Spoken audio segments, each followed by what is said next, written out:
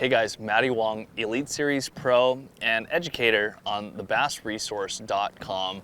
Today I'm going to be talking to you about one of my favorite techniques, the Neko rig. It is a finesse technique from Japan that I like to utilize for quite some time now.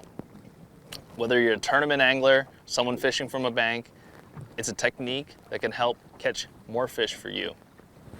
Now, I'm going to dive in and talk about all the different elements of this technique, whether it's the rod, the reel, the line, the leader, the hook, the nail weight, and even the worm. So stay tight, stick around, and we're going to dive into this whole technique right now. So the first thing we're going to talk about is the rod. So I like to utilize a Megabass. This is the Orochi X10, and this is the Meduza. And this rod is a little bit on the light side because you're able to utilize it for long casts and high sensitivity. And that's why I like using the Meduza versus some of the other rods that are out there.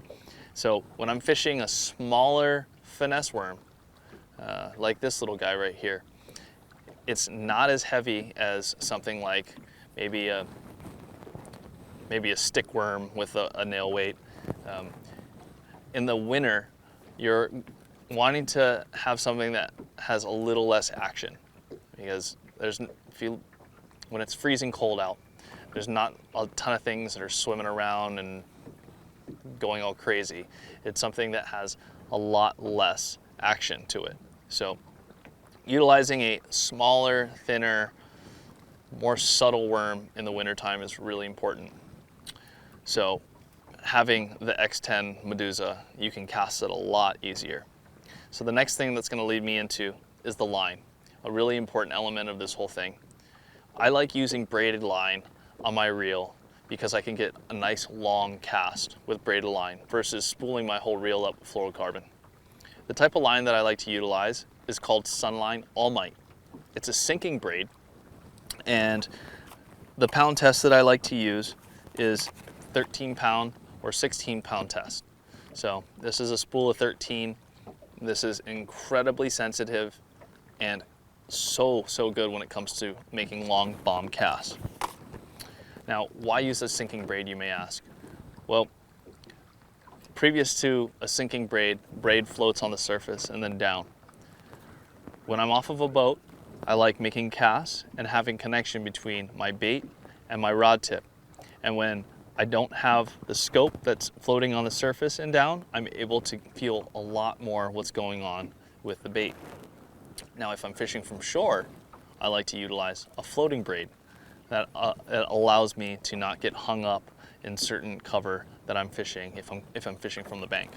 So I'll switch over to a Overwatch, which is another braided line from Sunline.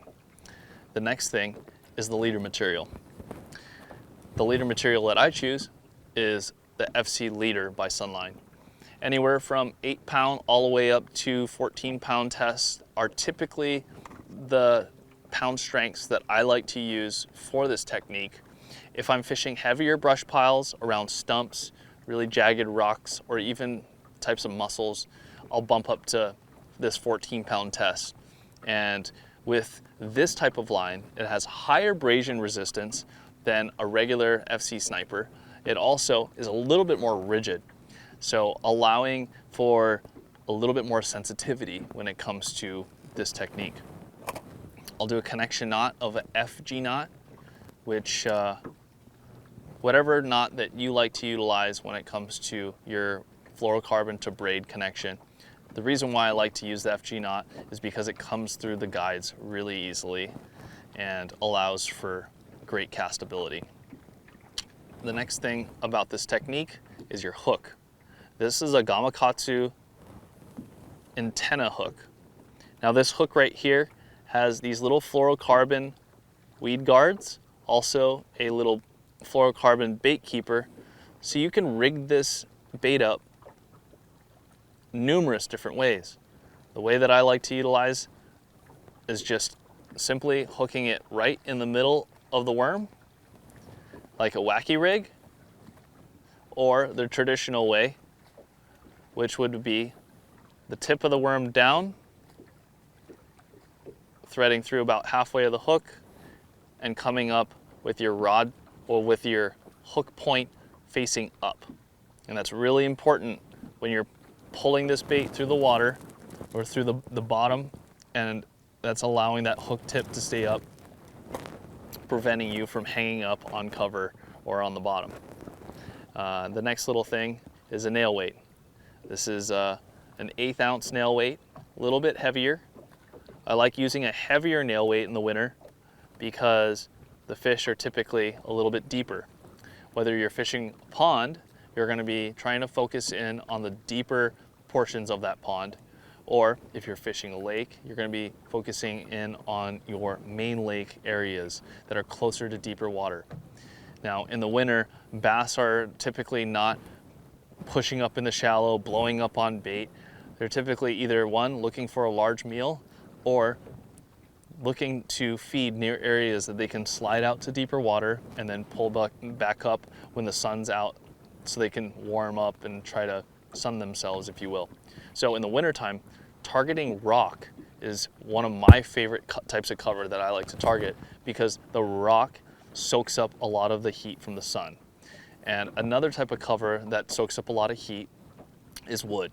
So whether it's a lay down or if it's a stump, those are other good features or cover to be targeting in the wintertime when it comes to Neko rigging. Now, that's essentially the whole setup. One other thing, like I said earlier, is choosing a worm that doesn't have too much action.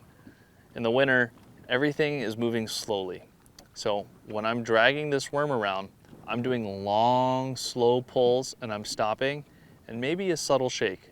I'm not shaking it nearly as much as I would, whether it's in the springtime or in the fall, but I'm almost presenting this worm like I would in the dead of summer, where it's really, really hot out. The bass are acting pretty similarly when it's really, really cold out. They're lethargic, they're not wanting to move and not wanting to chase so much. But if you're presenting a nice little tasty Neko rig out there that they can just go up there and pick up and eat and swim off and go back to pulling up on a nice warm rock, that's going to be a lot more of an intriguing snack for them. But I think we covered all the bases when it comes to wintertime Neko rig fishing. Hopefully those little tips have helped, and hopefully this new little technique will help bring a couple new fish catches for you and your friends and for many years to come. You guys take care.